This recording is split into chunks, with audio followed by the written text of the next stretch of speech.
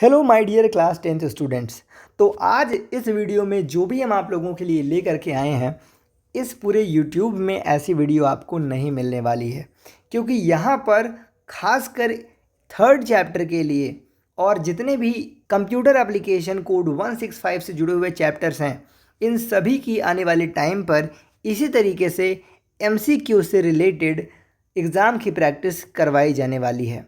इस वीडियो में भी यहाँ पर 49 MCQ क्वेश्चंस को लिखा गया है, जिससे कि आप लोगों की अच्छे से एग्ज़ाम की प्रैक्टिस करवाई जा सके।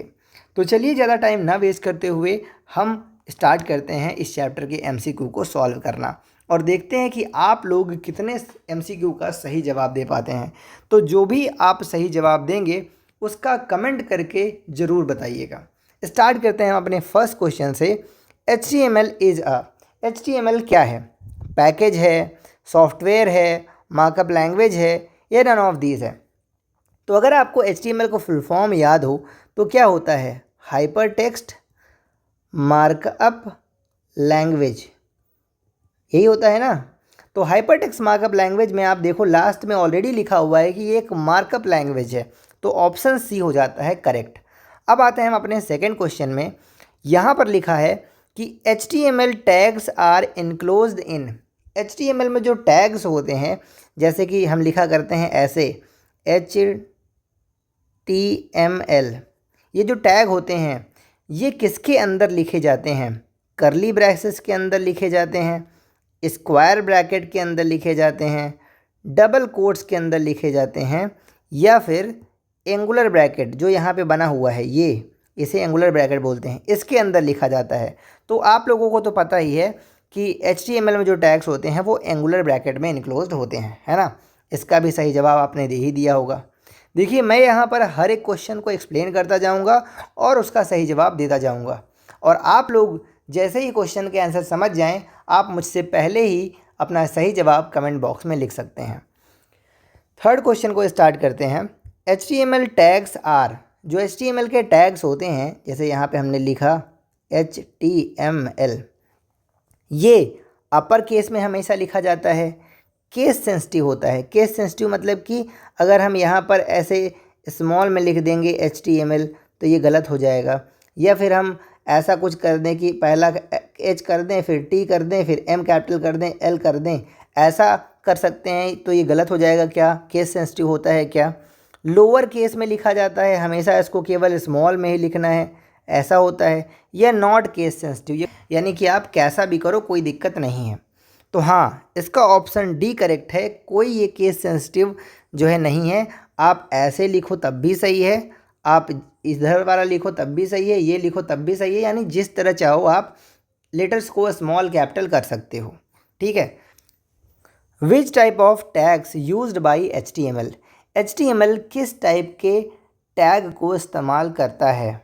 टैग्स ओनली फॉर इमेज, यानी ऐसे टैग्स का HTML में इस्तेमाल होता है जो केवल इमेज को ऐड करने के काम में आते हैं। यूज़र डिफाइंड टैग, यानी यूज़र हम लोग खुद से अपना टैग डिफाइन कर सकते हैं कि बुक नाम का एक टैग होता है, ऐसा हम कर सकते हैं। या फिर टैग्स ओनली फॉर लिंकिंग, केवल वेबसाइट को लिंक करने के लिए टैग होता है। या फिर यहाँ पर फिक्स टैग होते हैं जो कि लैंग्वेज में पहले से डिफाइंड होता है। तो हमारा ऑप्शन डी करेक्ट होगा कि यहाँ पर फिक्स्ड टैग होते हैं, हम ना इसमें खुद से डिफाइन कर सकते हैं, ना केवल लिंक करने के लिए होता है, ना केवल इमेज के लिए होता है, बल्कि बहुत चीज़ों के लिए टैग्स होते हैं, पर वो पहले से डिफाइंड होते हैं, हम उसको खुद डिफाइन नहीं करते हैं। क्वेश्चन नंबर 5 है, container elements in HTML require. जो भी कंटेनर एलिमेंट्स हैं, यानी कंटेनर टैग्स हैं, जैसे कि हम यहाँ पर लिखा करते हैं कि होता है P टैग है ना। P टैग में हमने लिख दिया दिस इज़ अ पैराग्राफ, और फिर P टैग को क्लोज कर दिया। तो ये जो है हमारा ना कंटेनर टैग होता है, ये पूरा हमारा है एक कंटेनर टैग, ठीक है। तो कंटेनर टैग जो भी है उसमें क्या होता है वो बताना है आपको। केवल स्टार्टिंग टैग होता है, केवल एंडिंग टैग होता है, स्टार्टिंग एंड एंडिंग टैग दोनों होते हैं, या फिर कुछ भी नहीं होता है। तो कंटेनर टैग में अगर आप देखोगे तो यहाँ पर स्टार्टिंग टैग भी है और एंडिंग टैग भी है। तो इसलिए हमारा ऑप्शन सी हो जाएगा करेक्ट। ठीक है, अब आते हैं हम 6th नंबर क्वेश्चन पे। विच of the following is not a container tag. तो इनमें से कौन सा कंटेनर टैग नहीं है। तो देखो आपको पता होगा कि पी टैग को हम ओपन भी कर सकते हैं और क्लोज भी कर सकते हैं। बी टैग को भी इसी तरीके हम ओपन भी कर सकते हैं और क्लोज भी कर सकते हैं। ओ एल टैग को भी हम हमेशा ओपन करते हैं और क्लोज भी करते हैं, ठीक है ना। लेकिन एच आर को हम केवल ओपन करते हैं, क्लोज नहीं करते हैं। एच आर होता है हॉरिजॉन्टल रूल, यानी अगर जैसे कि मान लो ये हमारा वेब पेज होता और हम चाहते हैं कि हमारे वेब पेज में एक इस तरीके से सीधी लाइन खींच जाए, तो वहाँ पर हम एच आर टैग का इस्तेमाल करते हैं। ठीक है, अब नेक्स्ट क्वेश्चन आता है कि to create an HTML page you need. HTML page को क्रिएट करने के लिए आपको क्या चाहिए। तो टेक्स्ट एडिटर चाहिए, बोथ ए एंड बी चाहिए। देखो यहाँ पर थोड़ा ऑप्शन ऊपर नीचे हो गया है, ठीक है, ये बी वाला है और ये सी है, ये डी है। तो टेक्स्ट एडिटर चाहिए या फिर वेब ब्राउज़र चाहिए या दोनों चाहिए या कोई नहीं चाहिए। तो यहाँ पर हमें HTML पेज को क्रिएट करने के लिए दोनों चीज़ें ही चाहिए, क्योंकि हम नोटपैड पर या टेक्स्ट एडिटर पर कोड को लिखते हैं और वेब ब्राउज़र पर रन करते हैं। ठीक है, तो हमें दोनों चीज़ें ही चाहिए। 8th number question, which program do you need to write HTML code. अब यहाँ पर पूछा गया है कि कौन सा प्रोग्राम आपको चाहिए HTML कोड को लिखने के लिए। तो स्प्रेडशीट पर तो हम लिखते नहीं हैं, ये तो हो नहीं सकता। एक्सेस भी हम यूज़ करते नहीं हैं HTML कोड को लिखने के लिए।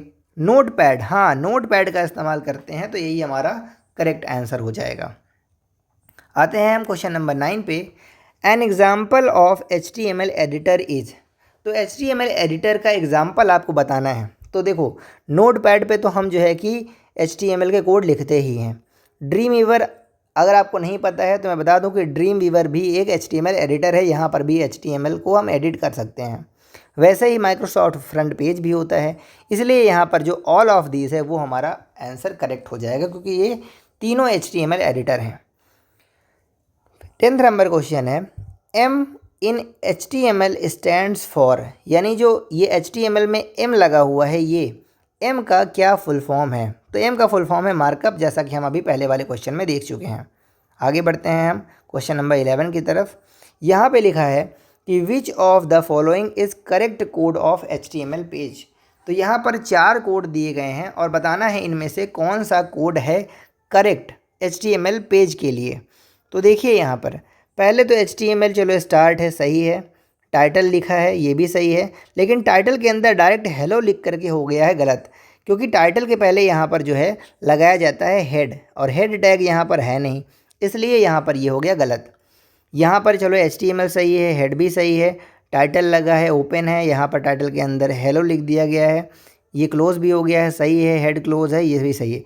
इसका मतलब हमारा बी जो है एकदम करेक्ट है, क्योंकि यहाँ पर हर जगह सब कुछ क्या है, सही है। सी नंबर में HTML के बाद डायरेक्ट बॉडी कर दिया गया है, बॉडी तो ओपन है, ठीक है ना, लेकिन बॉडी को क्लोज़ नहीं किया गया है, तो यहाँ पे ये हो गया गड़बड़, ठीक है, बॉडी क्लोज होना चाहिए था। डी नंबर में देखो तो HTML ओपन है, हेड ओपन है, लेकिन हेड के अंदर डायरेक्ट हेलो नहीं लिखते हैं, टाइटल लिखा जाता है, फिर हेड क्लोज भी नहीं किया है, बॉडी ओपन है, बॉडी क्लोज भी नहीं किया हुआ है, तो केवल बी वाला हमारा करेक्ट ऑप्शन है, तो हमारा बी वाले को लगा दो सही, ठीक है ना, बी वाला हमारा हो जाएगा करेक्ट आंसर। अब आते हैं हम 12th नंबर क्वेश्चन पे। Tags and text that do not display directly on web pages are placed in.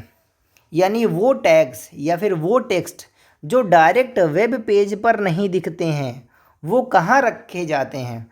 Body के अंदर रखे जाते हैं, टेबल में रखे जाते हैं, हेड में रखे जाते हैं, या टाइटल में रखे जाते हैं। ऐसे टैग्स या ऐसे टेक्स्ट को हम कहाँ रखते हैं। तो देखो जो भी आपका HTML पेज होता है ना, ये वेब पेज, ये 2 पार्ट्स में डिवाइडेड होता है, एक होता है हेड और एक होता है बॉडी, ठीक है।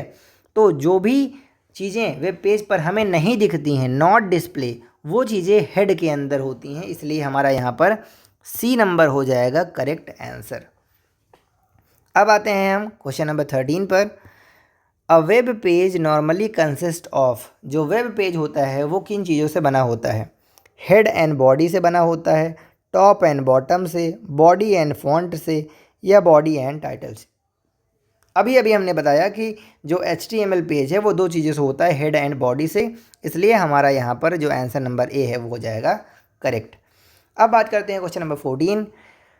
Where do you place the title tag in HTML? HTML में टाइटल टैग को कहाँ लिखा जाता है? तो बॉडी के अंदर लिखा नहीं जाता है, हेड के अंदर लिखा जाता है, तो हेड आ जाएगा हमारा करेक्ट आंसर। और टाइटल टैग के अंदर टाइटल लिखेंगे नहीं, फॉन्ट के अंदर लिखेंगे नहीं, तो हेड ही हमारा करेक्ट आंसर बन जाता है। अगर आप ऊपर देखो यहाँ पर जो हमारा कोड था, तो यहाँ पर भी देखो कि ये जो टाइटल टैग पूरा लिखा हुआ है ये हेड टैग के अंदर ही लिखा हुआ है ना। तो आ जाते हैं अब हम पर क्वेश्चन नंबर 15 की तरफ।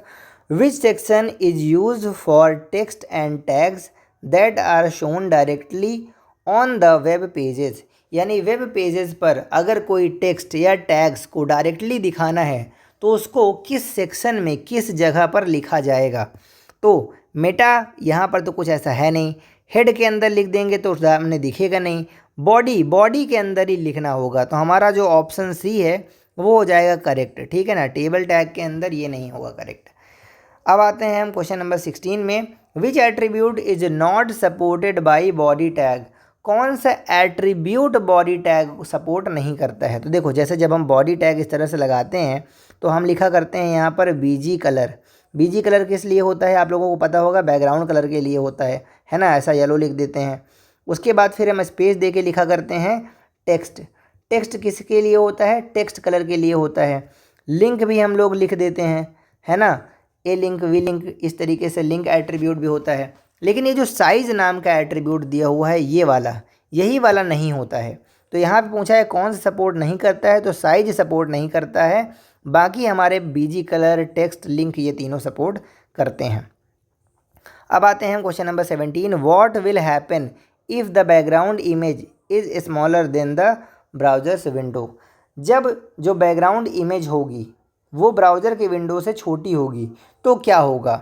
It will leave a blank space at the bottom of page? नहीं, ठीक है ना। It will be repeated? Bar bar repeat होगी? हाँ, तो बार बार रिपीट ही होती है। It will B stretched? ऐसा नहीं होगा। It will not be displayed? नहीं, ऐसा भी नहीं होगा। इमेज दिखेगी और अगर छोटी होगी तो बार बार दिखेगी। देखो, क्वेश्चन कुछ ऐसा है, मैं बता रहा हूँ, आपको समझा देता हूँ कि ये मान लो वेब पेज है आपका, कोई इमेज है जो आपने लगाया बैकग्राउंड में जो इतनी छोटी है, तो क्या होगा कि बार बार यही वाली इमेज जो है ना वो यहाँ भी रिपीट हो जाएगी, यहाँ भी रिपीट हो जाएगी, फिर नीचे भी रिपीट हो जाएगी, मतलब बार बार ऐसे ही रिपीट होती चली जाएगी, ठीक है ना। तो यही इसीलिए हमारा जो है कि बी वाला हो जाएगा correct answer, it will be repeated. Question number 18। Why should you specify a background colour if you are using an image for actual background of your page? मतलब कि आपको क्यों बैकग्राउंड कलर को स्पेसिफाई करना चाहिए, बैकग्राउंड कलर को specify करना चाहिए अगर आप बैकग्राउंड में कोई इमेज लगा रहे हो। आपके पास ऑप्शन है so the text shows up better, इसलिए आपको लगाना है जिससे कि जो टेक्स्ट हो वो अच्छा दिखे। The background colour will be shown until the image loads, यानी कि जब तक कोई इमेज लोड नहीं होती है जो बैकग्राउंड में लगाई गई है तब तक बैकग्राउंड कलर दिखेगा। In case the image does not fit right, अगर इमेज फिट नहीं हुई तो उस टाइम पे बैकग्राउंड कलर काम देगा, या नन ऑफ दिस। तो यहाँ पर हमारा जो ऑप्शन नंबर बी है वो हो जाएगा करेक्ट, क्योंकि जब तक बैकग्राउंड इमेज नहीं आएगी, लोड नहीं होगी, तब तक हमारा बैकग्राउंड कलर वहाँ पर दिखेगा, ठीक है। नेक्स्ट क्वेश्चन है attribute is use to set the colour of link while it is active. तो एक्टिव लिंक के कलर को सेट करने के लिए कौन सा एट्रीब्यूट इस्तेमाल किया जाता है? V link, A link, both A and B, none of this. तो एक्टिव के लिए ए लिंक, ठीक है ना। ए से ऑलरेडी आप समझ सकते हो कि यहाँ पर ए फॉर एक्टिव और लिंक तो है ही है, ठीक है। आते हैं हम क्वेश्चन नंबर 20 पर। Which attribute of body tag specifies the colour of visited link in the document? तो विजिटेड लिंक के लिए कौन सा होगा? तो ए तो एक्टिव लिंक के लिए हो गया, तो वी हो गया विजिटेड लिंक के लिए, है ना। लिंक और नन ऑफ दिस तो होगा नहीं यहाँ पे। अब बात आती है हेडिंग टैग की। तो heading tag in HTML are जो HTML में हेडिंग टैग्स होते हैं वो H1 से H6 होते हैं, H1 से H5 होते हैं, H1 से H10 होते हैं या फिर H1 से H8 होते हैं। तो आपको तो पता होगा, पढ़ाया गया होगा, हेडिंग तो बहुत ही बेसिक चीज़ है कि जो हेडिंग होती है वो H1 से H6 होती है। H1 सबसे बड़ी होती है और H6 सबसे छोटी। ठीक है। Choose the correct HTML tag for the largest heading. तो सबसे बड़ी हेडिंग के लिए आप लोगों को यहाँ पर बताना है कि कौन सा लार्जेस्ट हेडिंग टैग है। H2 नहीं है, H4 नहीं है, H6 सबसे छोटा होता है, H1 सबसे बड़ा होता है, तो H1 हमारा करेक्ट आंसर हो जाएगा। अब आते हैं क्वेश्चन 23 पर। विच of the following will give smallest size of the text. सबसे छोटा साइज़ किस में मिलेगा? H3 में मिलेगा, H6 में मिलेगा या H2 में मिलेगा या H4 में मिलेगा? तो सबसे छोटा तो H6 होता है, इसीलिए H6 हमारा हो जाएगा करेक्ट आंसर। अब आते हैं in a web page you can place. Web page पे आप क्या लिख सकते हैं? 2 लेवल्स ऑफ हेडिंग कर सकते हैं, 6 लेवल ऑफ हेडिंग कर सकते हैं, 4 लेवल ऑफ हेडिंग कर सकते हैं या 7 लेवल्स ऑफ हेडिंग कर सकते हैं। तो देखो वेब पेज पर अगर हम लिखना चाहें तो 6 तरीके की हेडिंग्स लिख सकते हैं, इसलिए हमारे पास 6 लेवल्स ऑफ हेडिंग्स हैं और यही हमारा हो जाएगा करेक्ट आंसर। क्वेश्चन नंबर 25 है the default alignment for a paragraph is. कोई भी पैराग्राफ आप लिखते हैं तो बाय डिफ़ॉल्ट वो किस साइड होता है? तो बाय डिफ़ॉल्ट तो लेफ़्ट साइड होता है। आप देखो कोई भी पैराग्राफ लिखोगे तो लेफ़्ट साइड अपने आप आ ही जाता है। हम भी देखो जब कॉपी में लिखना स्टार्ट करते हैं तो लेफ़्ट साइड से ही लिखते हैं, है ना। तो नेक्स्ट है 26 number question. Which of the following HTML container tag do you apply to text for formatting the text as a paragraph. Paragraph अगर आपको लिखना है तो कौन सा कंटेनर टैग इस्तेमाल किया जाएगा? तो पैराग्राफ नाम का कोई टैग होता नहीं है, पैरा नाम का भी कोई होता नहीं है, पी नाम का टैग होता है, तो पी करेक्ट आंसर हमारा हो जाएगा। नेक्स्ट क्वेश्चन है question 27 the tags used for specifying the style in HTML are. तो इनमें से कौन से ऐसे टैग हैं या फिर कौन सा ऐसा टैग है जो HTML में स्टाइल को स्पेसिफाई करने के लिए इस्तेमाल किया जाता है? यहाँ पर आप देखो तो आपको दिखेगा कि जो बी टैग है इसको भी हम फॉर्मेटिंग के लिए इस्तेमाल कर सकते हैं, जिससे बोल्ड होता है, और आई टैग से इटैलिक होता है तो हम इसे भी इस्तेमाल कर सकते हैं। एम और एल नाम के लिए कोई भी फॉर्मेटिंग या स्टाइल के लिए टैग नहीं होता है। तो हमारे पास यहाँ पर ऑप्शन ए एंड बी दो करेक्ट हैं। तो यहाँ पर हम देख रहे हैं कि हमारा पहला और दूसरा इस वाले में मिल रहा है, इसलिए हमारा ये हो जाएगा करेक्ट आंसर। अब आते हैं हम क्वेश्चन नंबर 28 पर। विच of the following is not HTML list. तो देखो ऑर्डर्ड लिस्ट तो होती ही है, अनऑर्डर्ड लिस्ट भी होती है, डेफिनेशन लिस्ट भी होती है। कौन सी नहीं होती है? डिटेल्ड लिस्ट नहीं है HTML लिस्ट में, इसलिए डिटेल्ड लिस्ट हमारा हो जाएगा correct answer. Question number 29 in an unordered list it is necessary to enclose each item in. Unordered list में जो आइटम्स हैं उनको किस चीज़ के अंदर इनक्लोज करना नेसेसरी है? तो एलआई टैग के अंदर ही सारे आइटम्स लिखे जाते हैं, इसलिए यहाँ पर जो करेक्ट आंसर हो जाएगा पहला ही हो जाएगा एलआई।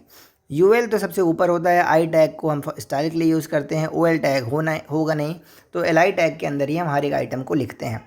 क्वेश्चन नंबर 30 है which one of the following list type that will create bulleted list. तो बुलेटेड लिस्ट के लिए यूज़ करते हैं अनऑर्डर्ड लिस्ट, हमारा पहला ही करेक्ट हो जाएगा। ऑर्डर्ड लिस्ट बुलेटेड नहीं होती है, ये नंबर्ड लिस्ट होती है। ऑल ऑफ दी हो नहीं सकता, डेफिनेशन लिस्ट हो नहीं सकती, इसलिए हमारा अनऑर्डर्ड लिस्ट होगा। क्वेश्चन 31 है in an ordered list each item can not be proceeded with.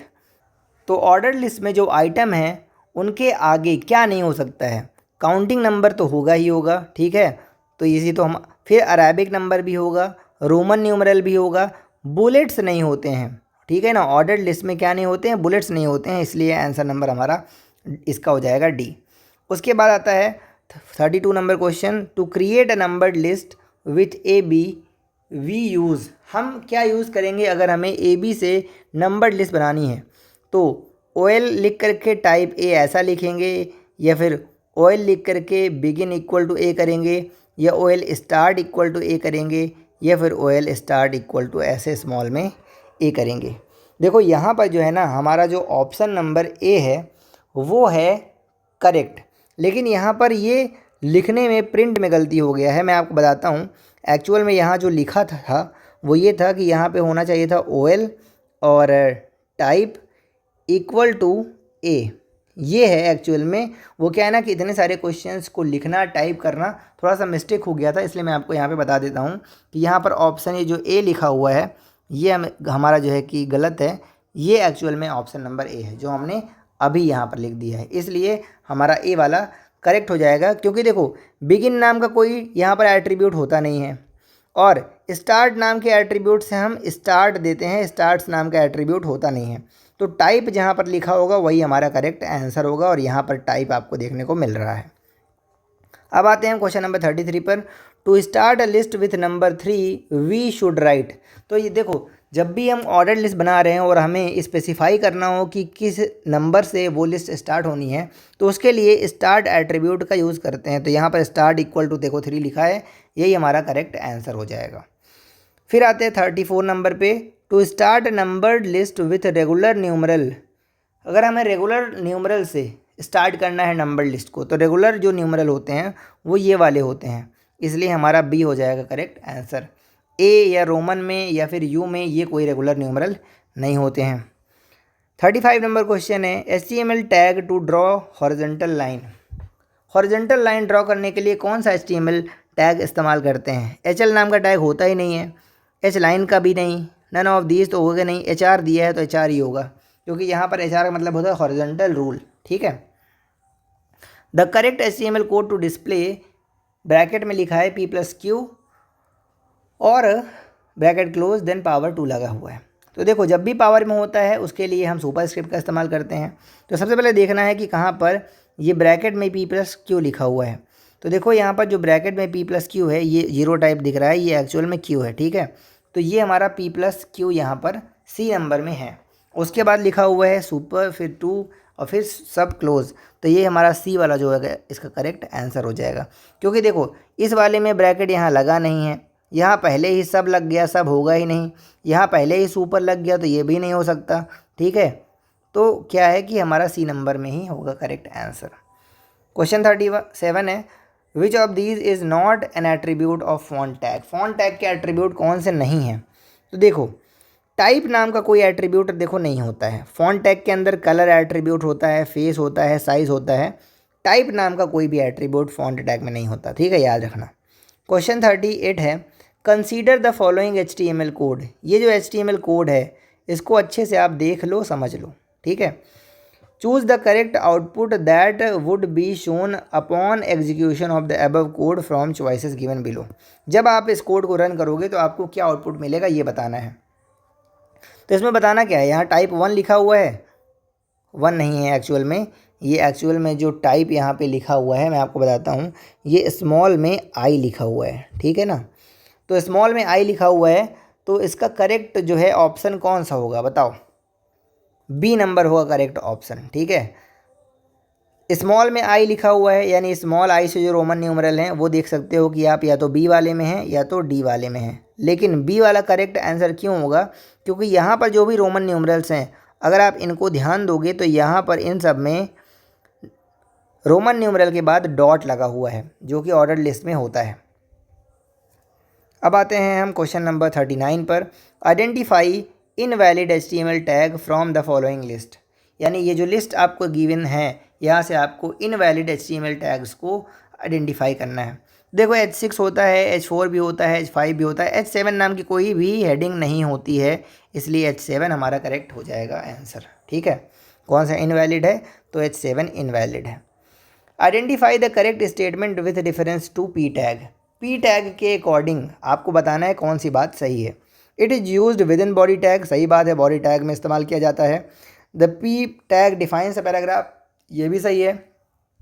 Browsers automatically add a single blank line before and after each P element, सही है, ये भी बात सही है। तो ऑप्शन नंबर D हमारा करेक्ट है क्योंकि सारी चीज़ें यहाँ पर हैं सही। ठीक है, अब आते हैं हम अपने क्वेश्चन नंबर 41 पर। OL स्टैंड्स फॉर, ये तो सिंपल सी बात है, ऑर्डर लिस्ट है ना, इसमें क्या इतना पढ़ना है? Organise list, outstanding list, overall list, ऐसा कुछ नहीं है, ऑर्डर लिस्ट।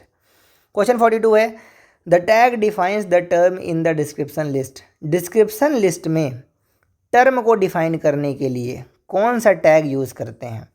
तो DT, देखो यहाँ पे T फॉर टर्म होता है, तो इसलिए हमारा यहाँ पर हो जाएगा DT।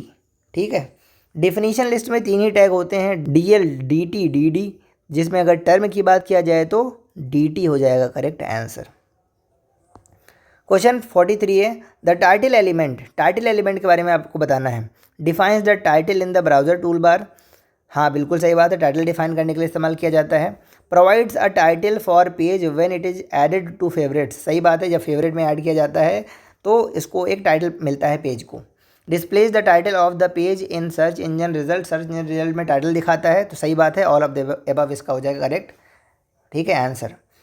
अब आता है question 44, H in HR tag stands for. तो HR का फुल फॉर्म अगर आपको पता है कि होता है हॉरिजॉन्टल रूल, तो हॉरिजॉन्टल रूल में यहाँ पे H का जो है फुल फॉर्म क्या होगा? हॉरिजॉन्टल। क्वेश्चन 45 है, the tags inserts a single line break. किस टैग की वजह से सिंगल एक लाइन ब्रेक आता है? तो ब्रेक नाम का टैग नहीं, लाइन से भी नहीं, इन लाइन से भी नहीं, BR से एक लाइन का गैप मिल जाता है। ठीक है, उसके बाद आता है 46 number, Razia a class 10th student is a beginner in field of web designing, help her in identifying the attribute which is not related to body tag. इनमें से ऐसा कौन सा एट्रीब्यूट है जो बॉडी टैग का नहीं है? तो देखो SRC नाम का तो वैसे देखो मैंने नहीं सुना। बैकग्राउंड होता है, बैकग्राउंड ठीक है, इमेज के लिए BG कलर बैकग्राउंड कलर के लिए होता है, टेक्स्ट कलर के लिए होता है, SRC नहीं होता है। ठीक है ना, तो इसलिए हमारा जो SRC है यही हो जाएगा करेक्ट आंसर। ओके, अब आते हैं हम क्वेश्चन 47 पे। By mistake Raj has jumbled up few tags and their attribute, help him by choosing correct option for tag and their corresponding attribute. देखो यहाँ पर टैग लिखा है, एट्रीब्यूट लिखा है, आपको मिलान करना है और उसके बाद यहाँ से करेक्ट ऑप्शन चूज करना है।